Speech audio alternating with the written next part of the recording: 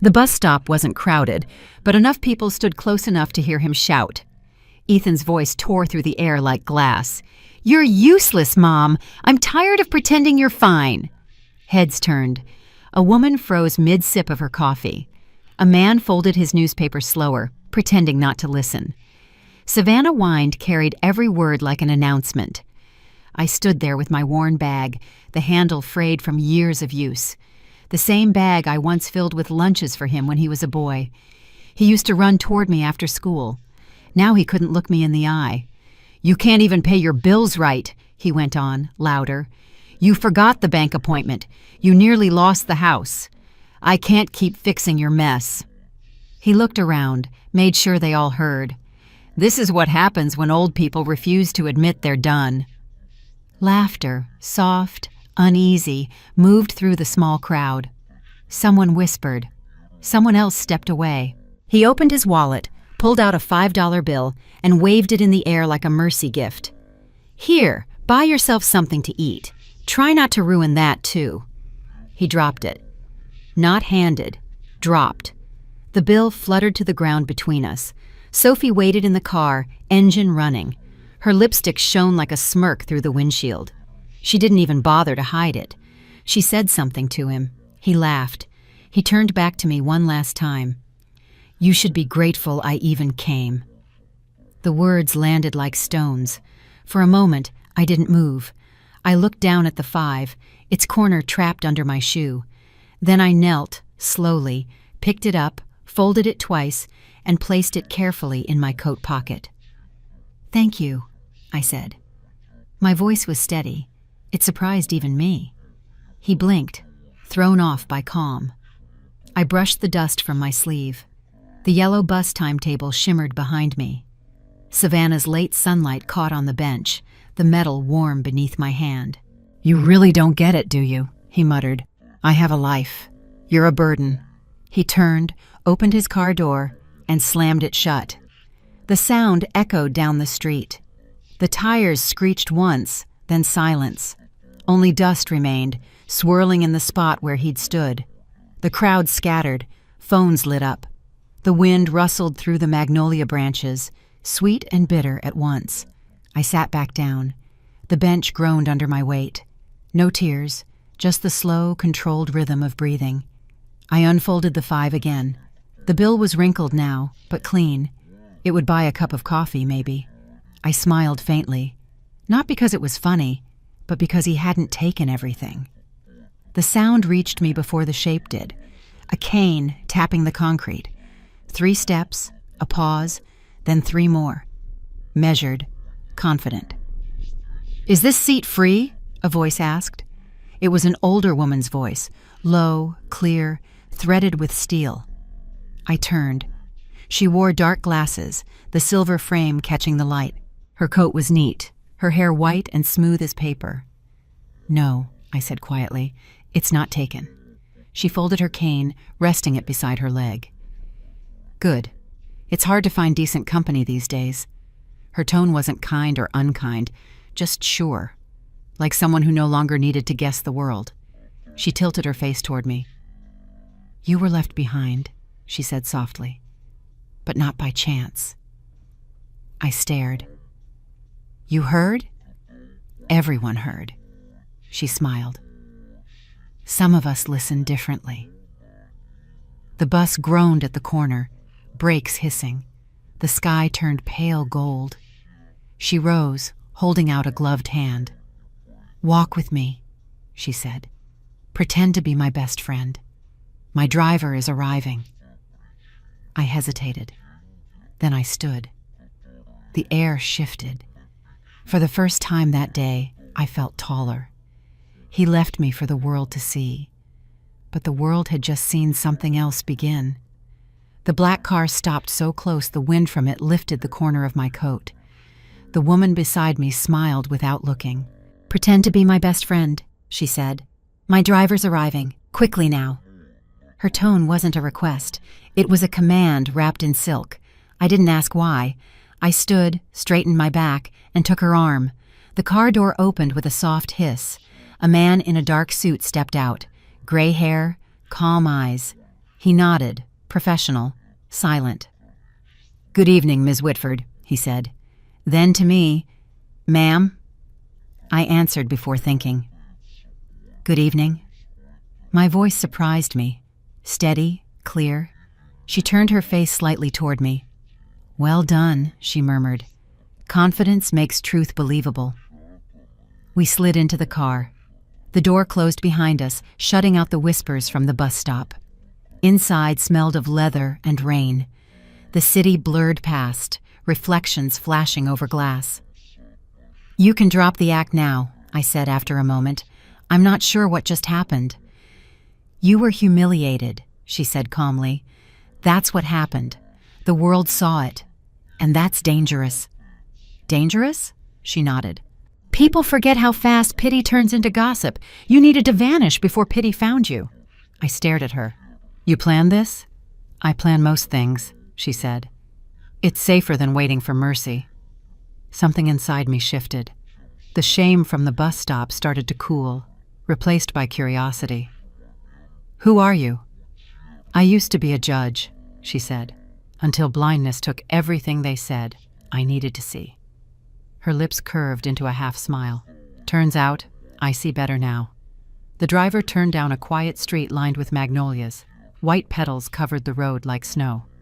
"What's your name?" she asked. "Nora," she nodded. "Good. Strong vowel. Easy for juries to remember." I blinked. "Juries?" She reached for the small recorder on the seat between us. The red light blinked once. "Tell me what your son said." I hesitated. Then I repeated it, word for word.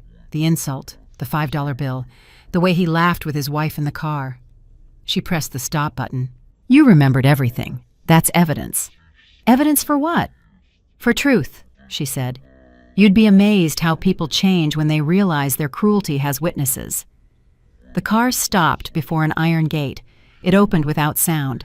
Behind it rose a house of pale stone and shadowed windows. The driver stepped out and opened her door. "Home?" she said simply. "Come." I followed her up the steps. The house smelled of coffee, paper, and time. A clock ticked somewhere inside, slow and exact. "You can stay tonight," she said. "There's room, and you need air that isn't filled with his voice." I looked around, unsure. "You don't even know me." "I know enough," she said. "You listened when everyone else stared." She turned toward the hallway. "And I need someone who still believes silence can be used as a weapon." The words froze me. "How do you know I—" "Because you didn't beg," she interrupted. "That's rare." Her cane clicked twice against the marble floor. The sound was deliberate, rhythmic, almost like punctuation. "Tomorrow," she said, "we start with how to turn humiliation into evidence." I wanted to ask more, but she was already walking away. The driver gave me a small nod, then closed the door behind her. I stood in the foyer, light from the chandelier glinting off the silver cane she'd left leaning by the stairs. For the first time that day, I wasn't replaying what Ethan said. I was replaying her words instead. Confidence makes truth believable, and I plan to prove it. The door shut behind me with a sound too soft for a house that large. The air inside felt different, quiet in a way that pressed against the skin. The hallway was lined with shelves, every one of them full of black binders labeled in Braille. A clock ticked somewhere deep in the house, slow and deliberate. The woman, Agnes Whitford, I'd learned, walked without hesitation, her cane tapping in a rhythm that matched the clock. "Keep up," she said, her tone firm but never cruel. "This house doesn't wait for hesitation." I followed, my shoes making no sound on the polished wood. Framed photos hung on the wall, courtrooms, people shaking hands, a younger Agnes in a judge's robe. She stopped at a heavy door and placed her hand on the handle. "This room," she said, "hears more truth than any court I've known." She pushed it open. Inside was a study lit only by a single lamp.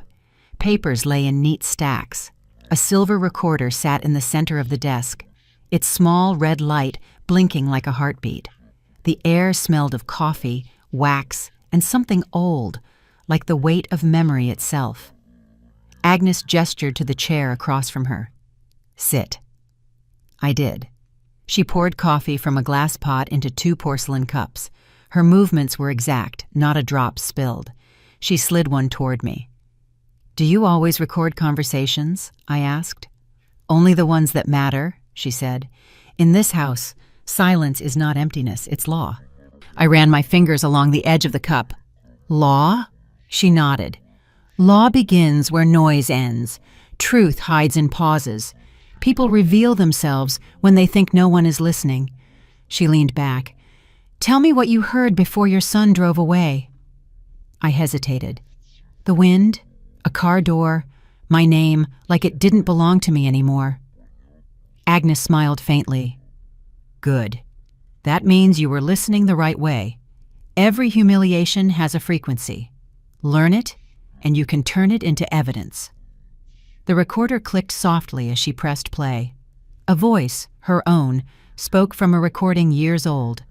"Case dismissed," she had said then, her tone younger, harder. Another voice answered, angry, pleading, a man insisting he was innocent. The tape stopped. "I sentenced him," she said quietly. "He hanged himself 2 days later. He wasn't guilty." My eyes saw everything except the truth. The room fell silent, except for the ticking clock. "I went blind a month later," she continued. "Doctors blamed stress. I blamed justice.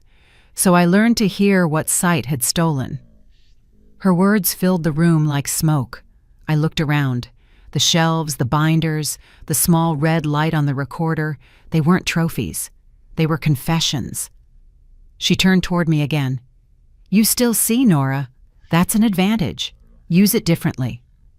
I didn't answer, but I understood. From the corner of the room, the driver, Lewis, appeared with a tray of sugar cubes. He placed it down silently, his eyes meeting mine for a second, steady and kind. Agnes lifted her cup.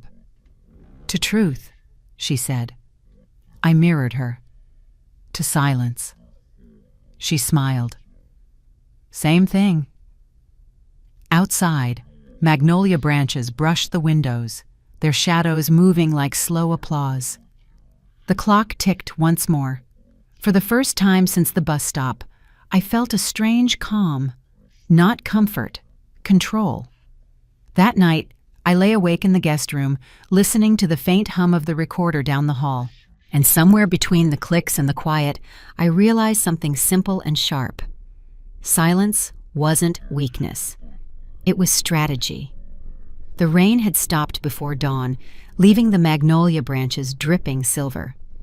When I entered the study, Agnes was already there, straight-backed behind her desk, her gray suit pressed sharp as armor. She didn't greet me. "Close the door," she said. The air inside was heavier than usual, smelled of coffee, paper, and something electric.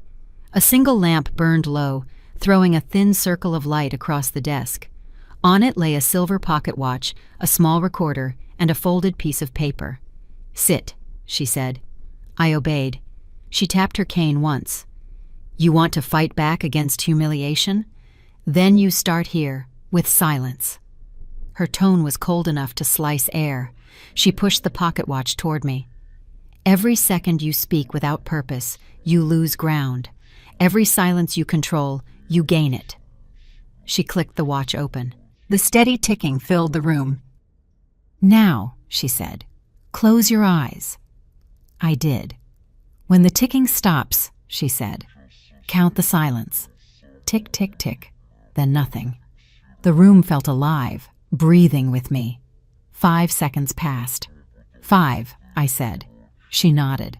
"Good. Most people rush to fill the pause. You listened." She leaned back. "That was your first test, but it's not the real one." My eyes opened. "Then what is?" She smiled faintly. "Reality."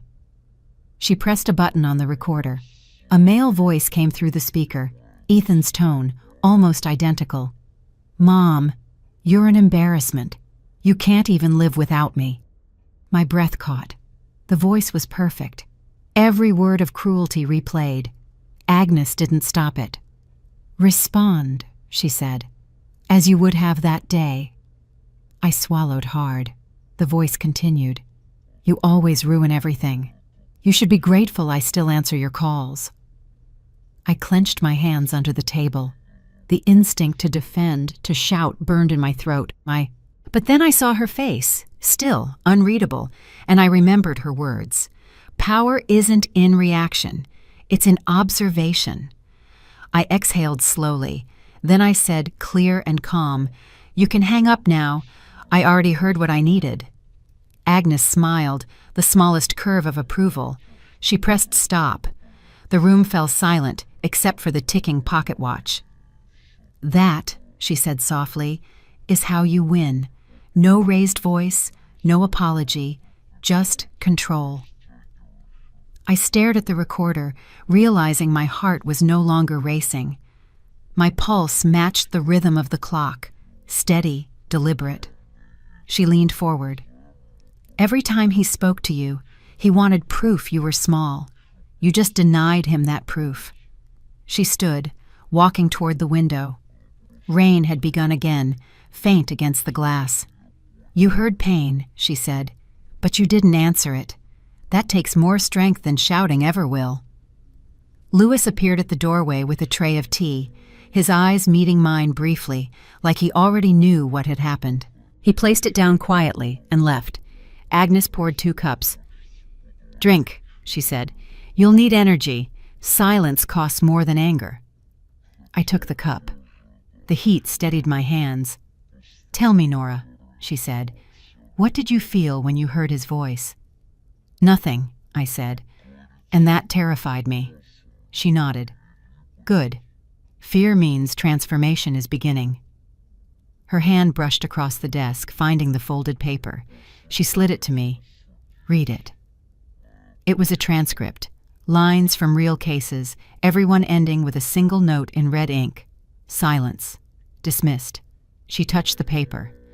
I built my legacy on words, but I repaired it with silence. For a moment, neither of us spoke. The house seemed to listen too. The slow hum of the refrigerator, the rain tapping the window, the faint swing of the clock's pendulum. Agnes broke the stillness. Look at the watch again. I did. It's set 5 seconds ahead, she said. Keep it with you. Those 5 seconds are your new defense. Every time anger rises, stay ahead of it. Count, breathe, observe. She handed it to me. On the back, engraved in tiny letters, Justice listens. The phrase shimmered under the lamp. Agnes smiled again, softer now. You're learning faster than most. Because I've already lost enough, I said. Exactly, she said. Loss sharpens hearing. It makes truth louder. She turned back toward her shelves. Tomorrow we start with evidence. Until then, practice silence. I left the study, the pocket watch heavy in my hand.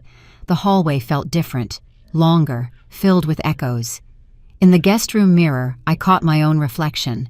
The same face, but steadier. The same eyes, but sharper. The rain kept falling outside. I opened the window just enough to let the air in. The scent of wet magnolia drifted through, clean and bright. I set the watch on the nightstand, listening to its faint tick. Each sound landed like a heartbeat I finally owned.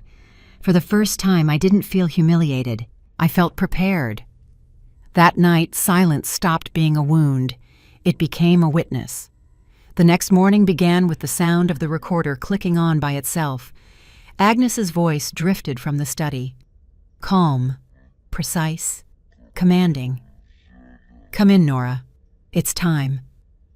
When I entered, she was standing beside the long oak table, her silver cane leaning against the wall. The entire surface was covered with binders, pages, and tapes, neatly arranged evidence from 100 forgotten cases. Today, she said, we rebuild your voice, but this time it will work with proof. She gestured to the chair opposite hers. Sit and listen carefully. I obeyed. The morning light poured across her desk, glinting off the brass edges of the recorder. Agnes opened a binder, running her fingers along its braille spine. These, she said, are my unfinished trials. People who lost because they screamed too soon. I listened to them all. She pressed play. A voice filled the room, raw, angry, desperate. It pleaded, argued, begged. The sound hurt to hear. "Do you know what's missing?" she asked. I frowned. "Facts?" She shook her head. "Control. When pain takes the microphone, truth goes unheard." The recorder clicked again. Another voice, calmer this time, explained an injustice step by step, steady as a metronome. "The difference," she said, "is rhythm. Control your rhythm, and you control the story." I nodded. "Now," she continued, "we apply that to your life." She placed a new tape on the table. "Yesterday you heard your son's voice. Today you'll use his words." She picked up a notepad. "You said he told you, 'You're useless.' What do we do with that?" "Prove him wrong?" I guessed. Agnes smiled faintly. "No, we prove he said it. Emotion is fragile. Evidence endures." She pressed the record button. "Speak as you did then." I hesitated. Then slowly I said, "You're useless, Mom. I'm tired of cleaning up after you." She raised a hand. "No emotion, you're not reliving it. You're labeling it." I repeated the words, cold and clean this time. She nodded. "Good, now describe it." I took a breath. Public setting, bus stop, witnesses present, cash dropped intentionally, verbal insult recorded mentally. Her lips curved. "Excellent. And that, Nora, is what law calls a pattern." Lewis entered quietly with 2 cups of tea, setting them down without a sound. Agnes continued. "From now on, every humiliation becomes a file. Record it, label it, archive it. Justice loves evidence more than tears." Her voice was sharp enough to etch itself into my thoughts. I looked at the shelves filled with her binders. "You kept everything." "I kept what mattered," she said. "Memory fades. Proof doesn't." She placed a small digital recorder in front of me. "You'll need this. Start with your son's next call." I stared at it. "He won't call." "Oh, he will," she said. "Guilt always redials." Her certainty made me laugh, a dry sound I hadn't heard from myself in months. She smiled. "That's better. Never let despair sound louder than logic." We spent the rest of the morning transcribing snippets of her old cases. She taught me how to note tone, phrasing, pauses, how every silence could testify. "Listen for intention," she said. "It's hidden between words." By noon, my notebook was full. My handwriting had steadied. Even my breathing had changed. When we paused for lunch, I asked, "Why are you helping me?" She didn't look up from her cup. "Because once, someone helped me when I didn't deserve it. This is my repayment." Her words hung between us, heavy with old regret. The afternoon light deepened, warm against the walls. She handed me a sealed envelope labeled Attorney Burke. "My former lawyer," she said. "When the time comes, give him the recordings. He'll know what to do." "The time for what?" I asked. "For justice," she said simply. "But first, you must earn your silence." Her phone buzzed once on the desk. She didn't move to answer it. "See?" she said. "Control is the sound of your own steps." I realized then what she was teaching wasn't law. It was discipline, how to fight cruelty with order. The room grew still. The recorder blinked one last red light and clicked off. Agnes turned her blind eyes toward me. "You'll get a call soon, Nora. Record it. And remember, your proof will speak louder than your pain." That night, I set the recorder beside my bed, ready. I didn't know when Ethan would call, only that he would. And when he did, he wouldn't just hear my silence. He'd meet his own words coming back to him. When I woke, the house was already alive with sound. The recorder clicked, the typewriter clacked somewhere in another room, and the steady tick of the hallway clock measured every second like a sentence being written. Agnes's voice carried from the study. "Come in, Nora. Bring your notebook." I stepped inside. The blinds were half closed, the light thin and sharp. The long oak table was covered in files, a silver laptop open beside the old recorder. Lewis stood by the window, silent as always. Agnes didn't waste time. "We begin with evidence," she said, "because justice doesn't accept memories. It demands proof." She pushed a folder toward me. Inside were photographs, court transcripts, and sticky notes marked audio verified. "You recorded every case?" I asked. "Every word," she said. "A liar can rehearse, but a recording never blinks." She turned the recorder on. A man's voice filled the room, angry, defensive. Agnes let it play for 10 seconds, then stopped it. "Notice the pause after he lies. That's where truth hides, between sentences." She leaned closer. "You will learn to hear that pause. You will use it." I nodded, writing fast.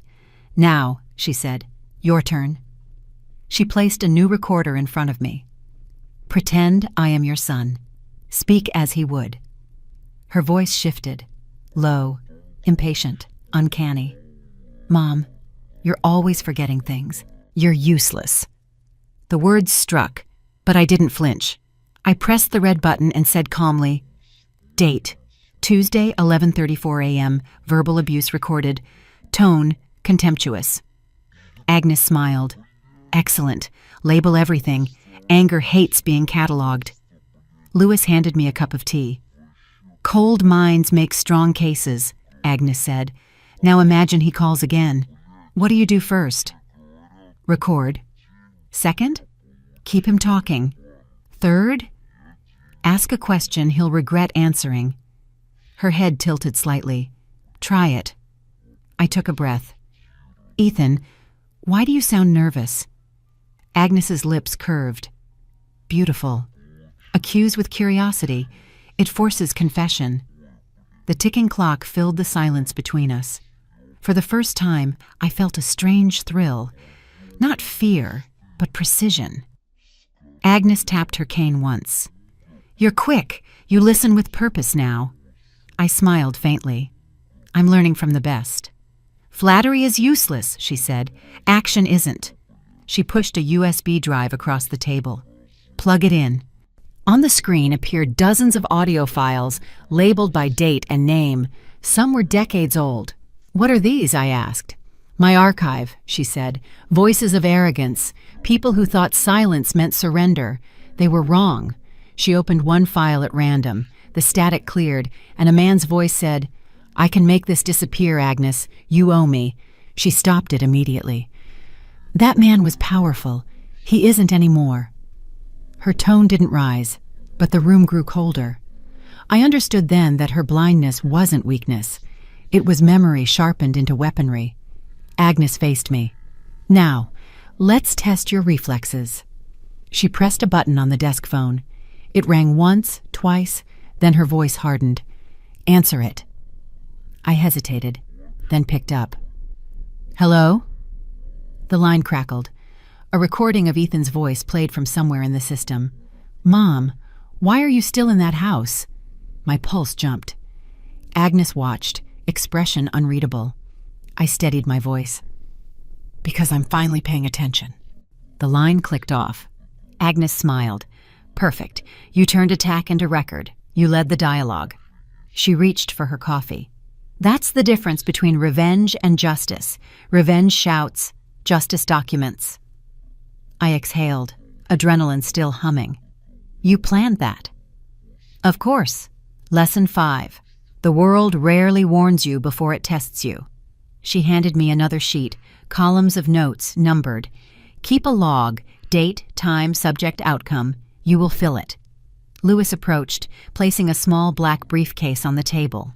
Inside were blank tapes, batteries, and envelopes stamped "Private Evidence." Agnes said, "From now on, everything you capture goes here. When the box is full, deliver it to Attorney Mason Burke." "The man from your old cases?" I asked. She nodded. "He handles what I cannot." I traced my fingers along the envelopes. "And if Ethan finds out? Then he'll finally meet a version of you he can't control." The words struck deep. The clock chimed noon. Agnes stood. "Lunch can wait. There's one more exercise." She reached for a small black phone on her desk and handed it to me. "Dial your own number. Leave a message as the woman you're becoming." I hesitated, then pressed record. "This is Nora Caldwell," I said softly, "and from today forward, I speak only when it counts." I ended the call. Agnes clapped once, a sharp sound that echoed through the room. "Keep that recording. One day you'll play it back in a courtroom of your choosing." Her confidence was contagious. For the first time since Ethan's betrayal, I felt something clean and solid under my feet. As I gathered my notes, something caught my eye, a file half hidden under the stack. My name was on the label. Caldwell. Preliminary Inquiry. Before I could ask, Agnes folded the folder closed. "Later," she said. "Some lessons arrive when you're ready." Her tone ended the discussion. Lewis walked me to the door. "You're doing well," he said quietly. "She doesn't train many." Outside, the air smelled of rain and magnolia. I paused, the briefcase heavy in my hand, the recorder warm in my pocket. For the first time, I wasn't waiting for anyone to save me. I was preparing my own case. That night, I sat in the guest room, labeling files. My handwriting looked steadier, my breath calmer. Each label was a line of armor. Before bed, I pressed play on the message I'd left for myself. "This is Nora Caldwell," my voice said again. "And from today forward, I speak only when it counts." I smiled. The red light blinked once, steady and sure. Tomorrow, when the phone rang, I'd be ready. And this time, he wouldn't be talking to his mother. He'd be talking to his record. The rain had stopped, but the sky still looked bruised. I sat by the window with the recorder beside my coffee cup, waiting. The house was silent except for the sound of the clock ticking in the hall. Every few seconds, the small red light on the recorder blinked once, as if it were breathing with me. When the phone rang, I didn't move right away. I let it ring twice. Then I pressed record and lifted it slowly. "Mom!" Ethan's voice snapped through the speaker. "I've been calling for days. Why aren't you answering?" "I answer when I'm ready," I said, calm and steady. He exhaled sharply. "Good. Then listen carefully.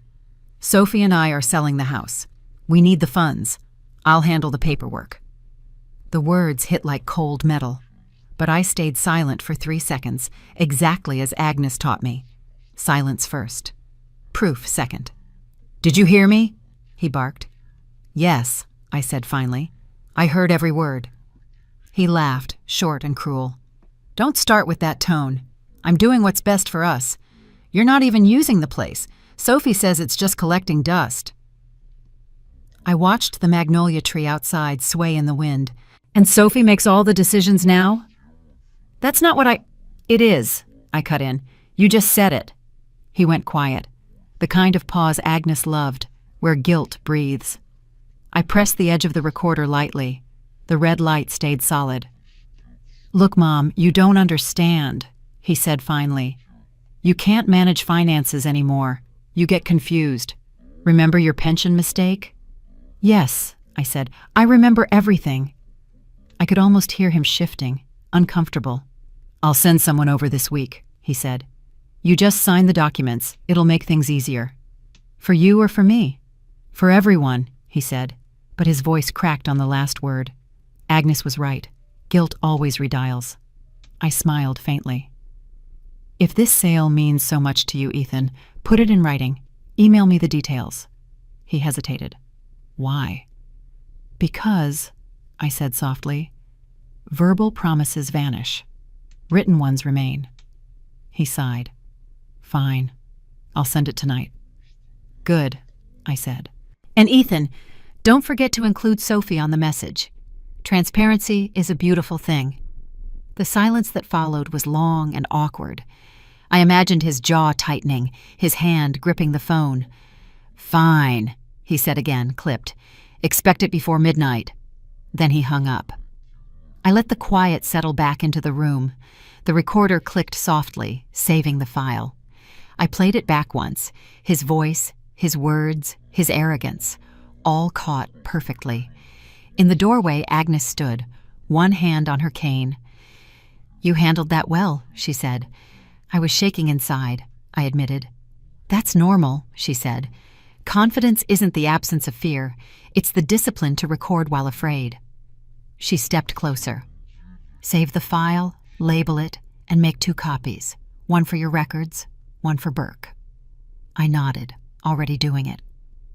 Tomorrow, she said, you'll call him back. You'll ask a single question. Do you know which one? I thought for a moment. Do I still sound confused? Agnes's smile was small, but proud. Perfect. She turned to leave, her cane tapping against the floor. At the doorway, she paused. When he sends that email, don't answer it. Just forward it to me. Why? Because some people write their own verdicts, she said. I watched her go, her silver cane glinting in the low light. The house was quiet again. I saved the file under a new name. Call 01 Evidence. Then I backed it up to the USB Agnes had given me. The progress bar crawled slowly across the screen. Each percent felt like another brick in a wall I was finally building for myself. When it finished, I closed the laptop and exhaled. My hands were steady. My heart wasn't racing. I walked to the window and looked at the magnolia tree again. The sky had cleared, the leaves shining wet under the porch light. I caught my reflection in the glass. Older, yes, but sharper, steadier. For the first time, I didn't see a woman abandoned at a bus stop. I saw a witness preparing her case. Behind me, the recorder clicked again, automatically splitting the file into segments. I smiled at the sound. Proof was alive now. Tomorrow, it would start to speak. By morning, the rain had turned into a fine mist. The world outside looked clean, but the air inside Whitford House buzzed with quiet electricity. Agnes was waiting for me at the long oak table, her fingers resting lightly on her cane, the recorder already blinking red. "Did he send the email?" she asked. "He did," I said. "At 2:43 a.m. I didn't reply."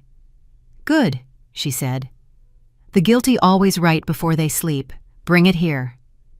I handed her my laptop. Lewis stood behind her, silent, while I scrolled to the message. Ethan had written, "We're proceeding with the sale. Sophie found a buyer through a private listing. Please sign the attached consent forms by Friday. It's for the best. No greeting, no apology, just instructions." Agnes tilted her head, listening as I read it aloud. "Attachment?" "A PDF," I said. "Unsigned, but pre-filled with my name." "Open it," she said. The file appeared on screen, clean layout, fake kindness in every line. My signature was already copied at the bottom. Agnes smiled faintly. "Forgery by convenience. Classic." Lewis leaned closer. "Metadata?" "Time-stamped from Sophie's account," I said, already checking properties. "Created at 1:49 a.m., edited by user SC." Agnes turned her blind face toward me. "You checked metadata?" "I used to balance ledgers for the shipping company," I said. "I learned to verify every number." "Excellent," she murmured. "A quiet mind with sharp eyes. We'll use that." She lifted the recorder. "Now dictate the timeline." I began. "Verbal harassment at bus stop. Recorded mentally. Training commenced at Whitford House. First call received and documented yesterday. Email and forged consent attached at 02:43 a.m. She nodded with satisfaction. "Every word of that will matter later." Her hand moved toward the small box of labeled tapes.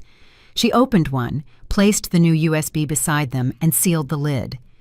"Lewis will deliver this to Burke." Lewis took the box, his expression unreadable. Agnes turned back to me. "Your next step begins today. Call your son. Ask simple questions. Let him lie." I hesitated. "Won't he get suspicious?" "Not yet," she said. "Arrogance delays fear."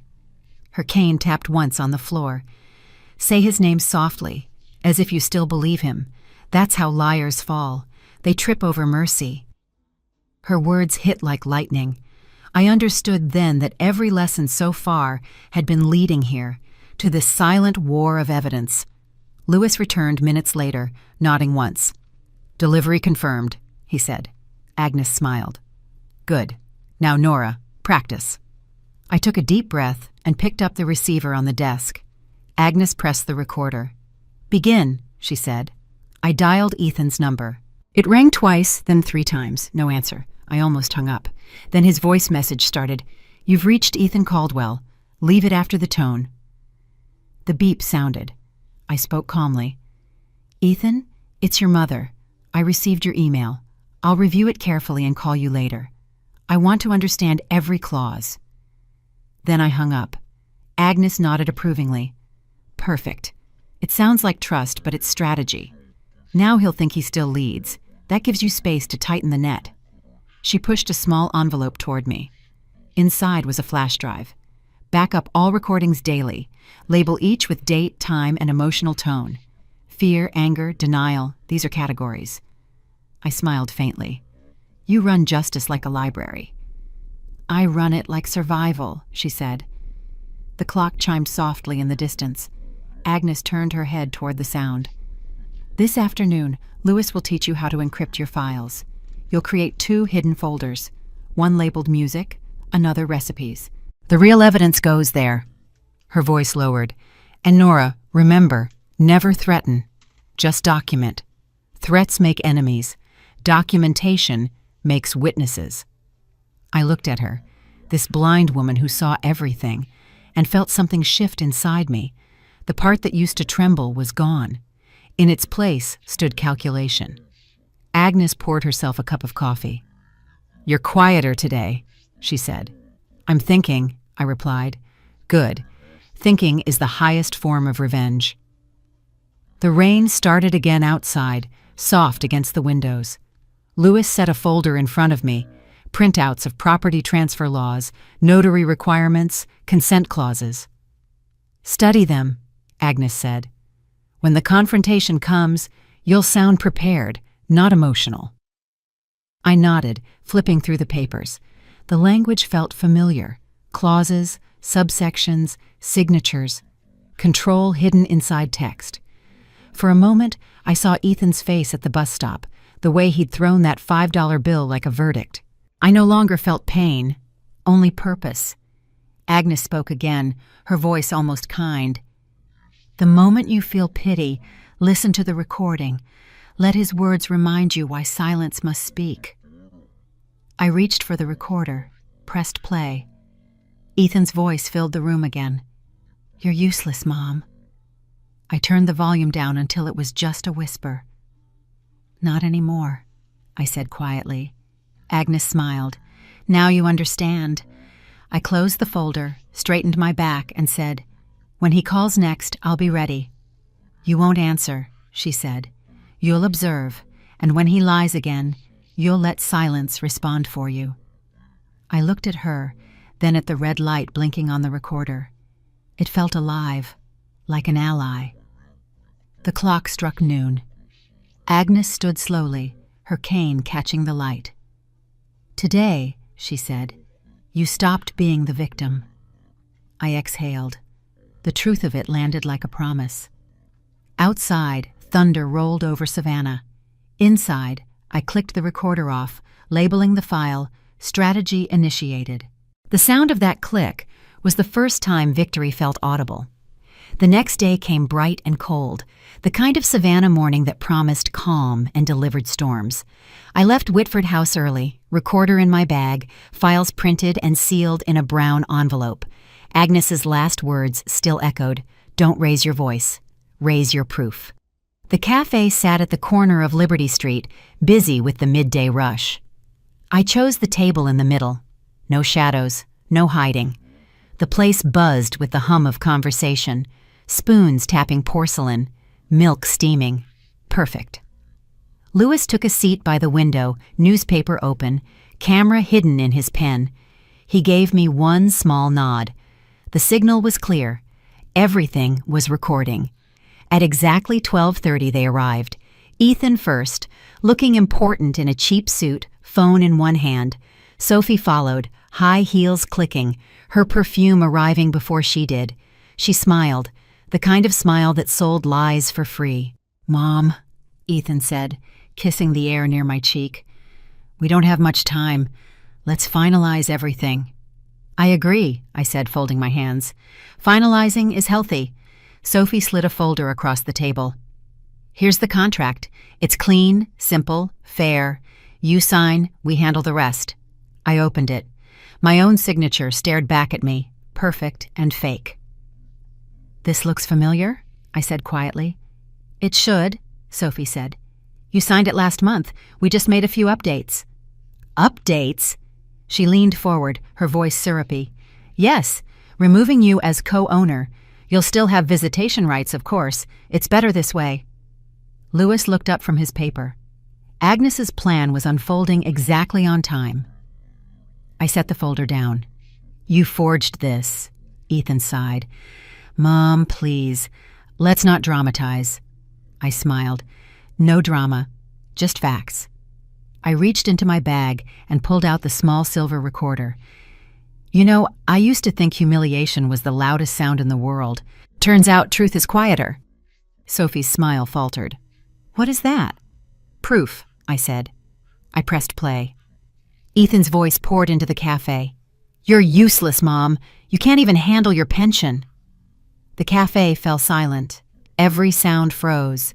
Cups midair, spoons mid-clink. The recording played again, loud enough for the words to reach the back tables. He stood up fast. Turn that off! I didn't move. You said that in front of strangers once. Now strangers get to hear it too. A murmur spread through the cafe. Someone whispered, That's her son? Sophie's face drained of color. You can't do this in public. I didn't, I said. You did, months ago at a bus stop. The waitress, a girl no older than 20, froze near our table. Her eyes widened. Ma'am, she whispered, should I call the manager? I smiled at her. Not yet. Let's finish the story first. Ethan tried to grab the recorder. Lewis was faster. He stepped forward, calm and firm. I wouldn't recommend that, he said. This entire meeting is being documented. Sophie's voice rose. You're both insane. No, I said softly. We're organized. I reached into my bag again and placed a USB drive beside the coffee cup. This, I said, is a copy of the forged contract you emailed at 1:49 a.m. from your account, user SC. Ethan blinked. What? The buyer metadata came from your wife's laptop, I said. I traced it. I learned from Agnes that truth doesn't hide. It just waits for the right stage. Sophie turned to Ethan, panic replacing arrogance. She's bluffing. Am I? I opened my phone. Mr. Burke, please come in. The cafe door opened, almost on cue. Attorney Mason Burke stepped inside, gray suit immaculate, briefcase in hand. He walked straight to our table. Mrs. Caldwell, he greeted me. I received your files this morning. He turned to Ethan. And Mr. Caldwell, I believe you've been attempting a sale without legal consent? Ethan's mouth opened, closed, then opened again. This isn't what it looks like. Burke's tone stayed polite. Forgery is rarely what it looks like. That's why we verify. Sophie grabbed her purse, desperate. We're leaving. Burke shook his head. No, ma'am. This is now evidence. He glanced at Lewis. Send the footage. Lewis pressed a button on his pen. A faint beep confirmed transmission. The cafe screens flickered. Small security monitors near the counter suddenly displayed Ethan's recorded insults. The staff stared. Customers gasped. Phones lifted to capture every second. The public had arrived. Sophie hissed, You planned this. I looked at her calmly. From the bus stop to this table. Ethan's voice trembled. Mom, please, let's talk privately. Privately? I repeated. You left me in public. Let's stay consistent. Burke placed the forged contract in a clear evidence sleeve. You'll be contacted by the state attorney's office. Until then, do not tamper with any records. Ethan sat down slowly, the fight draining from his shoulders. Sophie stared at her untouched coffee, hands shaking. The cafe was utterly silent. Even the espresso machine seemed to hold its breath. I stood, collecting my things. The recorder slipped neatly back into my purse, the USB vanishing beside it. Mom, Ethan began. I stopped him. No, you called me useless. Today you learned how useful I can be. He lowered his head. Sophie tried to glare, but it melted into fear. You can't humiliate us like this. I looked her straight in the eye. I didn't humiliate you. The evidence did. Lewis opened the door. The sound of the bell broke the stillness. As I stepped out, the waitress called after me. Ma'am? I turned. She smiled shyly. That was incredible. I nodded. It wasn't loud, I said. It didn't need to be. Outside, sunlight poured across the wet pavement. The magnolia petals along the street glistened like white fire. Lewis walked beside me, quiet as always. Burke said the injunction's filed, he murmured. Sale blocked. Good, I said. Let them sit in silence for once. From behind the cafe windows, I saw Ethan still sitting at the table, his head in his hands, Sophie staring blankly at the empty chair where I'd been. The city moved on around them, cars, laughter, the world uninterested in their excuses. I slipped on my sunglasses and started walking. Every step felt lighter, like each second I'd been humiliated was now paying me back in dignity. Agnes's voice returned in my mind, clear and steady. Justice doesn't shout, it documents. I smiled. The line deserved to live forever. That afternoon, the cafe became a story people couldn't stop retelling, and for the first time since that bus stop, I didn't mind being seen. That night, the rain came back, slow, deliberate, like it was washing Savannah clean of every lie spoken that day. I drove through the wet streets, past the cafe where the crowd had watched truth unfold. The glow of the city blurred through the windshield, turning every reflection into silver light. Whitford House waited at the end of the road, still and quiet under the magnolia trees. I parked, stepped out, and stood for a moment under the porch. The air smelled of wet wood and old justice. When I opened the door, the lights were dim. Only the faint red dot of the recorder blinked in the study. Agnes? I called softly. No answer. The grandfather clock in the hall kept ticking, but something in the rhythm felt off, like a sentence missing its final word. I walked through the house, calling again. Agnes? Her silver cane wasn't by the door. Her teacup sat untouched, steam long gone. The chair by the window was empty. I checked the study. Files were stacked neatly, every label perfectly aligned. On the desk sat a single cassette tape, the old kind with Agnes's handwriting across the front. For Nora, final lesson. My heart tightened. Lewis appeared behind me, his raincoat dripping. She's gone, he said quietly. She asked me not to follow. I turned to him. Gone where? She didn't say. She left before dawn, said it was time for silence to find a new voice. My fingers trembled slightly as I reached for the tape. Did she leave anything else? He nodded toward the piano bench. A folded envelope lay there, sealed with wax. Inside, a small note written in straight, careful lines. Justice doesn't belong to those who see. It belongs to those who listen. I sat down slowly, holding the tape. She knew she was leaving. Lewis's voice softened. She said you'd understand once you pressed play. I placed the cassette into the recorder and pressed the button. A hiss of static, then her voice filled the room, soft, deliberate, the same tone that once taught me to hear silence. Nora, she said, if you're listening, it means I'm no longer there to guide you. But that's the point. Justice must walk on its own feet. You have everything you need, proof, purpose, and peace. She paused. I heard the faint clink of her cane against the floor. There's a drawer in the desk. Inside is my will. You'll find instructions, my trust, my house, and my work. They're yours now. Use them for those who have been silenced. I closed my eyes. The weight of her words filled every corner of the room. I once believed blindness was punishment, she continued, but I learned it was protection. It forced me to listen, and in listening, I found truth. Now, you'll carry that truth further than I ever could. The tape clicked softly, then one last line, almost a whisper. Justice doesn't die. It changes names. Then silence. Lewis exhaled. She wanted you to have this, he said, handing me her silver cane. The handle gleamed under the dim light, smooth and cold. I took it carefully, feeling its weight. She trusted me with everything. She believed in you long before you believed in yourself, he said. I ran my hand along the cane, tracing the grooves left by her grip. And now she's gone. Lewis nodded once. She always said justice leaves quietly. The rain outside grew heavier. I stood, walking to the window. The magnolia branches swayed, scattering petals across the glass. For a moment, I thought I saw her reflection there, calm, proud, smiling. She taught me how to fight without noise, I said softly. And how to win without cruelty, Lewis added. I turned to him. We'll keep the house exactly as it is. Her work won't end here. He nodded again, his expression steady. Burke will handle the legal transfer. I'll stay to help. I looked around the study one more time.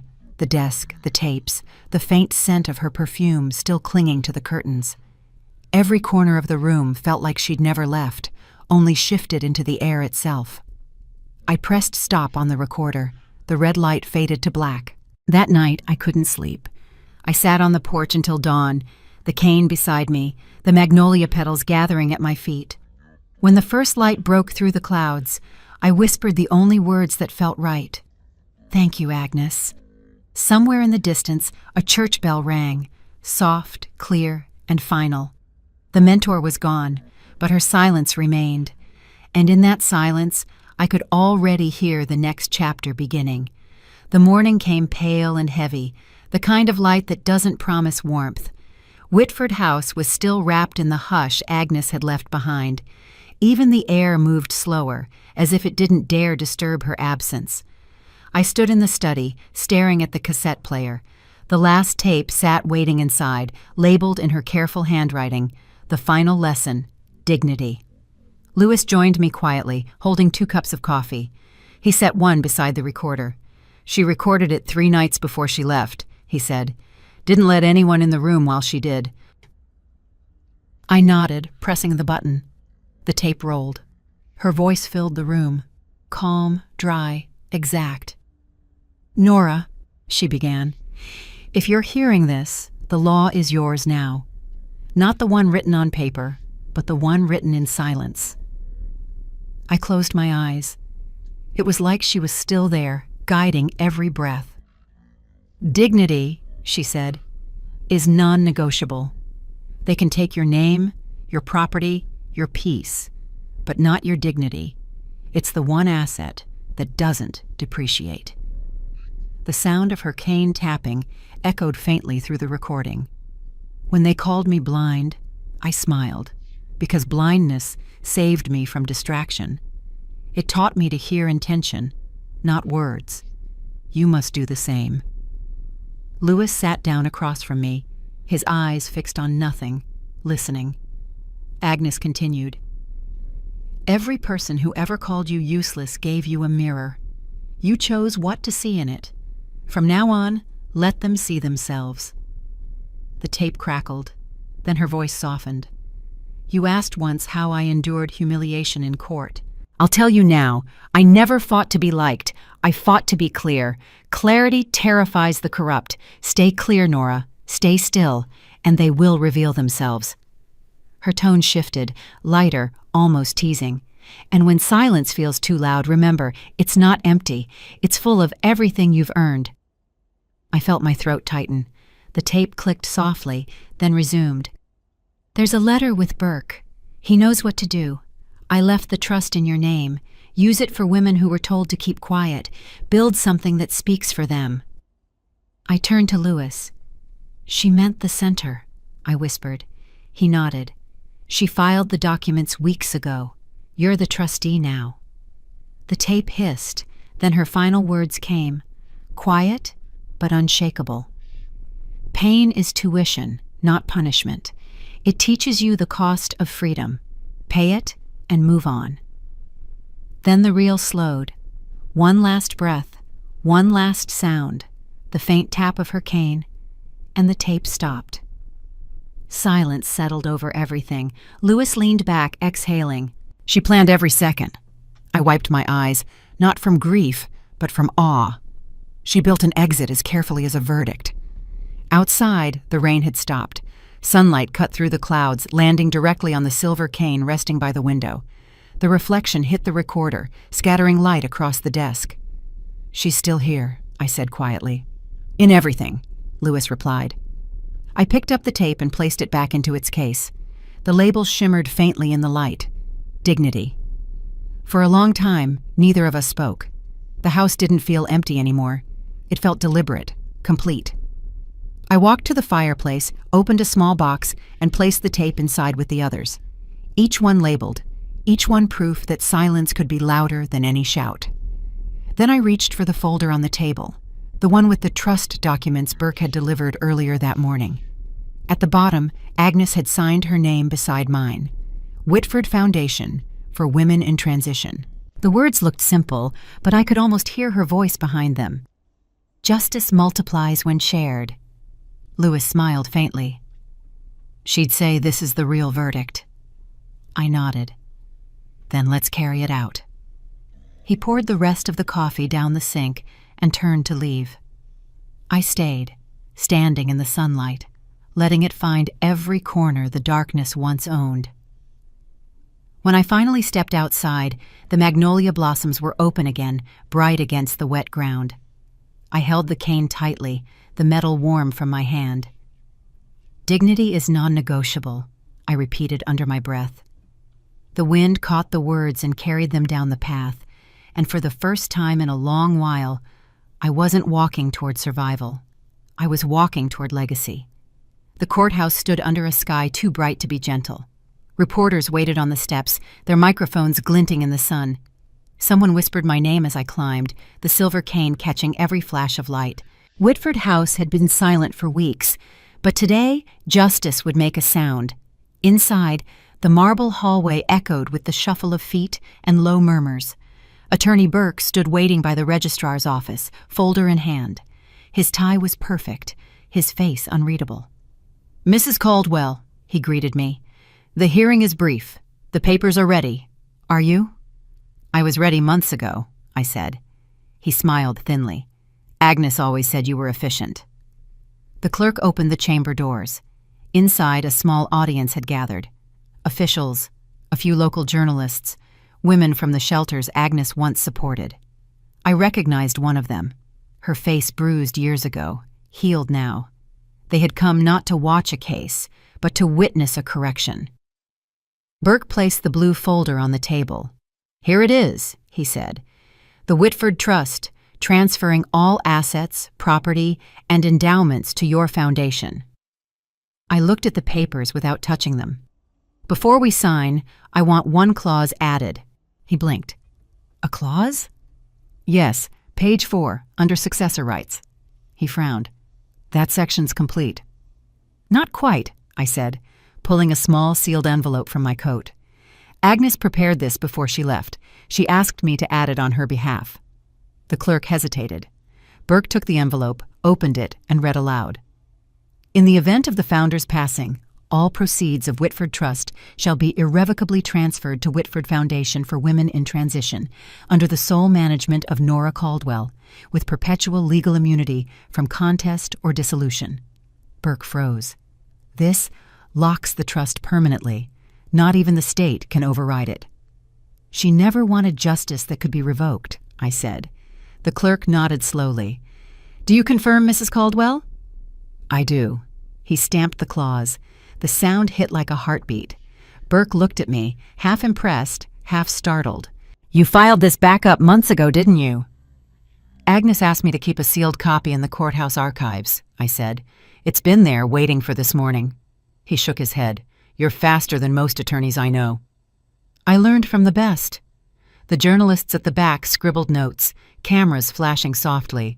Someone whispered, "That's the woman from the cafe." Burke cleared his throat. "All right, let's make it official."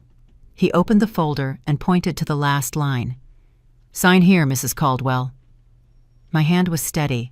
The pen moved easily, no hesitation, no tremor. The ink gleamed black against the paper. When I finished, Burke slid his own signature beneath mine and sealed the folder with a press stamp. The echo filled the room like thunder muffled by grace. "Congratulations," he said quietly. "Whitford Foundation is yours." "No," I said. "It's theirs." I turned to the women in the back row, the ones who had once hidden bruises behind scarves, who had been told to stay quiet. "This house belongs to everyone who was silenced and survived." Applause began softly, then grew louder, wave after wave, until even the clerk stood clapping. Burke leaned closer. "Agnes would be proud." "She already was," I said. A young reporter stepped forward nervously. "Mrs. Caldwell," she asked, "how does it feel to inherit a fortune built on justice?" I smiled faintly. "It's not inheritance. It's correction." The cameras clicked again. Light flashed across the cane. I turned to Burke. "Send a copy to the state press office. Full transparency." He nodded. "Of course, public filing within the hour." Outside, the crowd had grown. The story from the cafe still lingered. People remembered the woman who turned humiliation into proof. Now they watched her walk out of the courthouse with a document that bore her name beside a legend's. As I stepped onto the marble steps, the first breeze of afternoon lifted my hair. Louis stood waiting by the car, holding something wrapped in cloth. He unwrapped it, a new brass plaque. Whitford Center, for women finding their voice.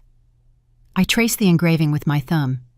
"Silver for justice," I said softly. "Brass for endurance." "Agnes ordered it before she left," he told me. "She wanted it mounted today." "Then today it is." Behind us, the journalists called out questions. I stopped halfway down the steps and turned back. "Write this part down," I said clearly. "Justice doesn't retire. It just changes names." Flashbulbs erupted. The air itself seemed to hold its breath. I walked to the car, every step a decision. Louis opened the door, but before getting in, I turned toward the courthouse one last time. Burke stood at the top of the stairs, folder in hand, watching me. He raised a hand in salute. "You've made this place quieter," he said.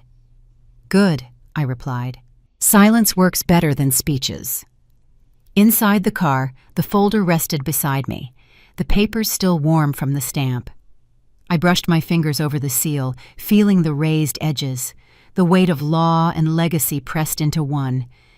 As we drove past the square, sunlight cut through the magnolia branches, scattering light onto the windshield.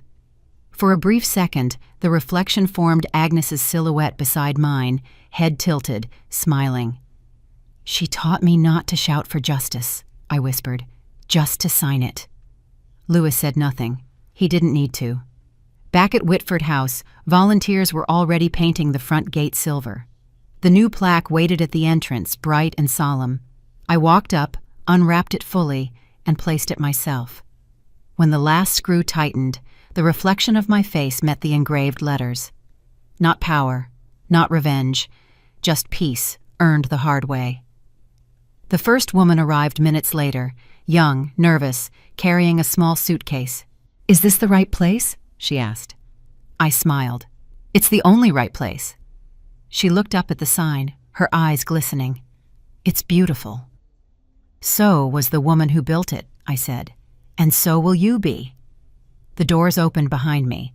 The air smelled of paint, magnolia, and something new. Possibility.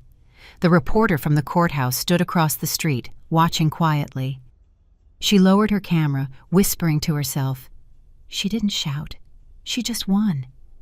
And as the sun climbed higher, the plaque caught the light and threw it across the street, like justice itself, finding every corner that once stayed dark. The morning Whitford Center opened, Savannah woke to gold light and news cameras. Cars lined the street, the magnolia branches heavy with bloom. The brass plaque by the gate caught the sun and threw it across the sidewalk. The engraved words glowed like they'd been waiting all this time. Whitford Center, for women finding their voice. Reporters gathered by the fence, murmuring over headlines. The blind judge's protege opens a justice center in her name. Inside, the house was alive. Workers finished hanging photographs, Agnes at her bench, the silver cane beside her chair, and a quote framed beneath. "Justice doesn't shout. It remembers." I walked through the foyer, my heels clicking against the polished floor. The scent of magnolia oil filled the air. Volunteers moved quickly, sorting files, arranging chairs, setting out tea. The rhythm of organization had become music. Lewis appeared with a folder. "Press wants a few words before the ribbon cutting," he said. "Burke says half the city's watching." "Let them," I said. "Justice deserves witnesses." Out front, the crowd parted as I stepped onto the porch. Cameras blinked. Microphones lifted. I could almost hear Agnes in my ear. "Speak when the silence has finished its work." A reporter called out, "Mrs. Caldwell, how does it feel to carry on Judge Whitford's legacy?" I smiled. "Legacy isn't a burden. It's a direction." Another voice shouted, "Is it true you turned down private donors?" "Yes," I said. "Justice shouldn't owe anyone favors." The laughter from the crowd was soft, respectful. The shutters clicked like applause. Burke moved beside me, holding the official file. "The foundation is registered, endowment secured. All you have to do is sign this document for public record." He opened it to the last page. I signed. The pen's tip scratched against the paper, clean and final. "Would you like to say a few words before we begin the tour?" he asked. I nodded, stepping toward the microphone. "This house was built by a woman who lost her sight and found her purpose," I said. "She believed silence could heal what shouting never could. Today, we open these doors for anyone who's ever been told to stay quiet. Inside, their stories won't disappear. They'll be documented, defended, and believed." The crowd hushed. Even the traffic seemed to pause. I gestured toward the front door. "Let's begin." The ribbon stretched across the porch, silver, not red. I cut it with one clean motion. The sound of fabric snapping felt like a verdict being read. Applause followed, thunderous, rolling. Cameras flashed. Someone in the crowd shouted, "Long live Whitford!" Lewis guided the first group inside. Law students, community workers, women from shelters. They moved through the hallway, touching the frames on the wall, whispering as if in church. At the far end, a small room waited. On the desk sat a vintage cassette player and a single tape labeled Inaugural. "Play me." I pressed the button. Agnes's voice filled the room, soft but commanding. "If you are hearing this, it means silence has grown roots." The visitors froze. "This house," her voice continued, "belongs to those who refuse to vanish. May every word spoken here become evidence of strength." Someone sniffled. Another wiped her eyes. "She's speaking to us," one woman whispered. I smiled. She always was. The tape clicked off. I turned to Burke. "That recording will play every morning at opening hour," I said, "so they never forget who built this place." He nodded, visibly moved. She'd call that justice with an echo. By afternoon, sunlight flooded the courtyard. The new signboard gleamed, volunteers carrying boxes of legal forms and notebooks across the yard. A small team set up computers in the old study, our legal documentation room. On the wall, I'd hung a line Agnes once said, "Proof is the language of the brave." A young intern approached, breathless. "Mrs. Caldwell, Channel 9 wants a quote for their feature tonight." I glanced at the camera crew waiting by the porch. "Tell them to come in." When the lights came on, I stood beside the silver cane on display. The interviewer asked, "You turned humiliation into action, betrayal into proof, and now this. What made you do it?" I looked straight into the camera. "Because silence, when documented, becomes law." The reporter blinked. "That's powerful." "Justice isn't powerful," I said. "It's precise." Later, when the last guest left, I walked alone through the quiet halls. Every footstep echoed against the new floors, the scent of fresh paint mixed with magnolia air. I touched the edge of the silver plaque again, feeling the engraving beneath my fingers. Lewis appeared in the doorway. "The news just aired," he said. "They called it the rebirth of justice." "Justice never dies," I said. "It just waits for better hands." He smiled. "And it found them." In the next room, the staff gathered for a small toast. Cups of tea, no champagne. We stood around the table where Agnes once taught me to listen to silence. I raised my cup. "To the woman who taught us that the law can be human, and to every woman who will walk through that door after tonight." They lifted theirs. "To Whitford." Outside, the last light of the day hit the magnolia trees. The petals glowed white as paper, falling one by one. I stepped out onto the porch again. Across the street, the reporter from the courthouse story stood watching, her notepad lowered. "Do you have one last quote for the record, Mrs. Caldwell?" she asked. I thought for a moment. Then I said, "Justice doesn't retire, it relocates." She smiled. "That's the headline." As the crew packed their cameras, I lingered by the steps. The city was quiet again, the kind of silence that feels full, not empty. Through the window I could see the tape player's red light blinking, steady, alive, waiting for tomorrow. Lewis joined me, hands in his pockets. "You did it," he said. "No," I answered softly. "She did. I just pressed play." We watched as the magnolia petals drifted across the sidewalk, catching the light from the street lamps. Inside the house, the faint hum of the cassette filled the air again, like breathing. Agnes's voice whispered one last time through the open window, almost like a prayer. Justice hums, not shouts. I closed the door, the sound fading into peace. For the first time since that bus stop, I didn't need proof. I was it. 2 months later, I found myself back where everything began. The bus station hadn't changed much. Same cracked pavement, same faded benches, same air thick with exhaust and impatience. Yet the silence felt different this time. It wasn't humiliation anymore. It was memory, polished into understanding. I sat near the window, the silver cane leaning against my knee, a paper bag of files resting on the seat beside me. The driver's voice called out, "Savannah to Charleston, leaving in 5. Across the aisle, a young woman struggled with her suitcase and 2 children. I helped her lift it into the rack. She thanked me, breathless, embarrassed. "Don't worry," I said, smiling. "I've had heavier things to carry." When she settled, the little boy beside her pressed his face against the window, eyes wide. "Grandma, look, magnolia trees!" The word caught in my chest. Outside, the late spring blossoms bent in the wind, white petals spinning like slow snow. As the bus pulled away, the city blurred behind us. I pressed my palm against the cool glass. My reflection stared back, older, calmer, certain.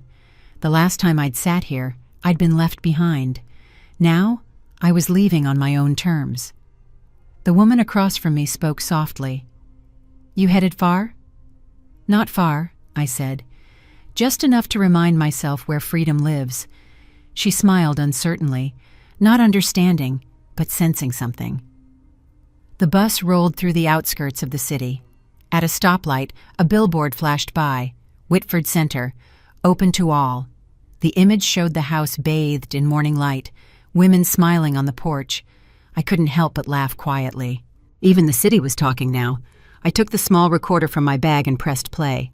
Agnes's voice filled the tiny space between my ears and the world outside. "She told me," Agnes said on that last recording, "pretend to be my best friend." She meant it. I closed my eyes. The words folded time itself. I could see that afternoon again, her hand reaching for mine, the car door opening, the world changing direction. I whispered to the window, "You were right, Agnes. I'm still pretending, and it still works."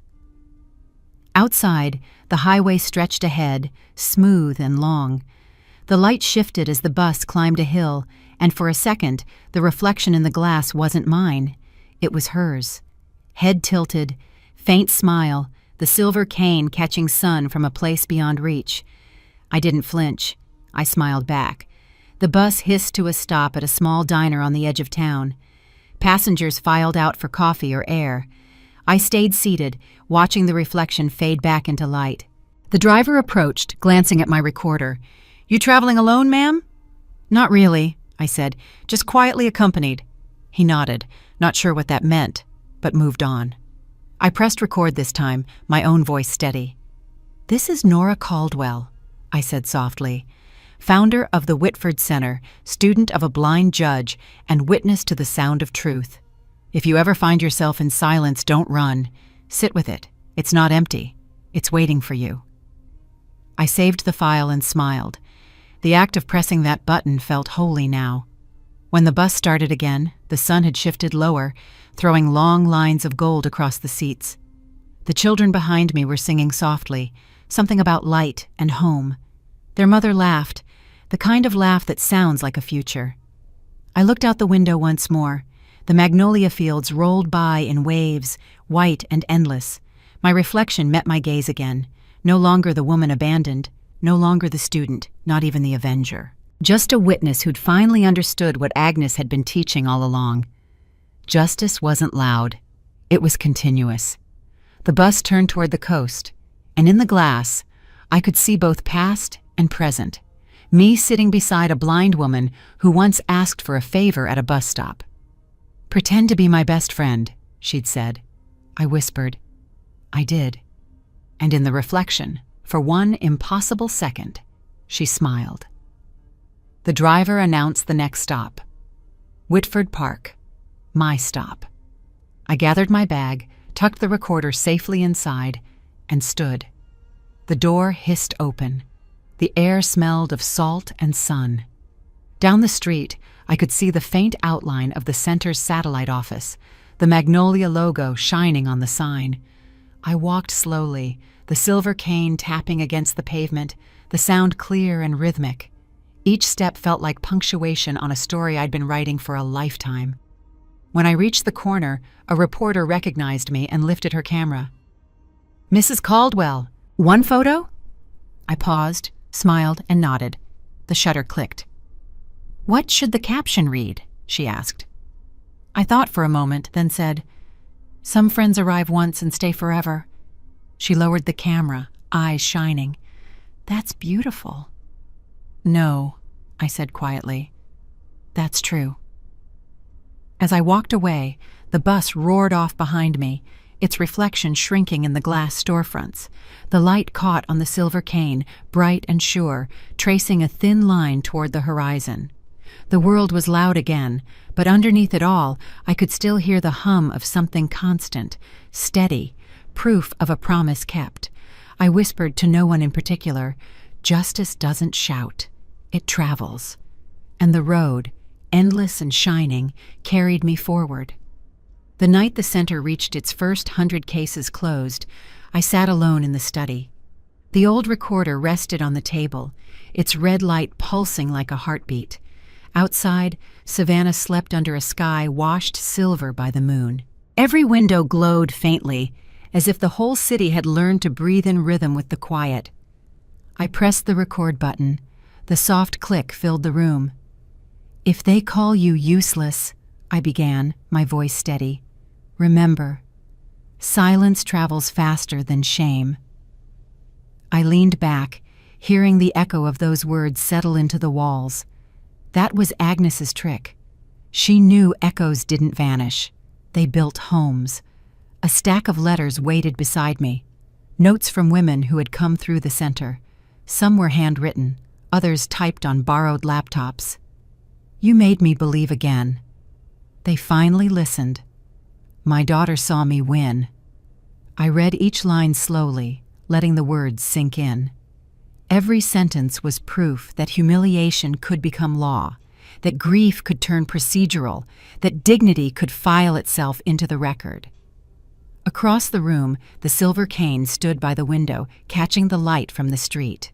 I could almost see Agnes there, her chin tilted, that faint smile that always arrived a moment before the truth. "Did I do it right?" I whispered. The room stayed quiet, but the air felt full, like a held breath waiting to be released. I turned back to the recorder. "Justice hums, not shouts," I said. "It hides in paperwork, in timestamps, in hands that keep steady when everyone else trembles." The machine whirred, capturing every word. Behind me, the clock ticked the same way it had the night I first closed my eyes to listen for silence. 5 seconds of nothing, then clarity. Agnes would have called that the law of stillness. I stood, crossed to the window, and opened it a little. The wind swept in, cool and soft, carrying the faint sound of the city. Cars distant, a bell somewhere, laughter fading. Under it all, a hum, steady, invisible, familiar. I let the air fill the room. Somewhere, a magnolia petal detached from its branch and drifted through the window, landing on the desk beside the recorder. I picked it up gently, pressing it flat against the last page of my notebook. That page held only one line: "Justice begins where fear ends." I closed the notebook. Lewis knocked softly, then entered. "The staff's waiting outside. They want to toast the 100th case." "Give them 5 minutes," I said. He nodded, glancing at the recorder. "Still using that old thing?" I smiled. "It listens better than most people." He laughed quietly and left. When the door closed, I looked around the study. The magnolia print on the wall, the shelf of files, the faint smell of paper and coffee. Everything had found its place. I pressed stop on the recorder. The red light went out. The silence that followed wasn't empty. It was earned. I whispered, "We did it, Agnes." The window fluttered once more. The hum grew louder for a heartbeat, then faded, leaving only stillness. I gathered the letters, the notebook, and the petal. Then I turned off the lamp. In the dark, I could still see the faint silver reflection on the window pane. It wasn't my face this time. It was hers. I smiled, knowing she'd say, "You see, justice never leaves. It just changes its name." I picked up the cane, walked toward the door, and switched off the recorder's power completely. Click. The sound was small, precise, final. Outside, the hallway glowed with warm light. Laughter drifted in from the main room. I followed it, my steps slow but sure. At the end of the corridor hung a new plaque. Founded in honor of Judge Agnes Whitford, continued by those she taught to listen. I touched the engraved letters, feeling the metal cool against my fingertips. Then I walked through the door, the soft hum of the city greeting me like an answer. For the first time in years, I felt no need to record anything. The world already was, and somewhere in that quiet, a voice I knew whispered back through the air, "Justice hums, not shouts." I smiled, closed the door behind me, and let the silence finish its sentence the end.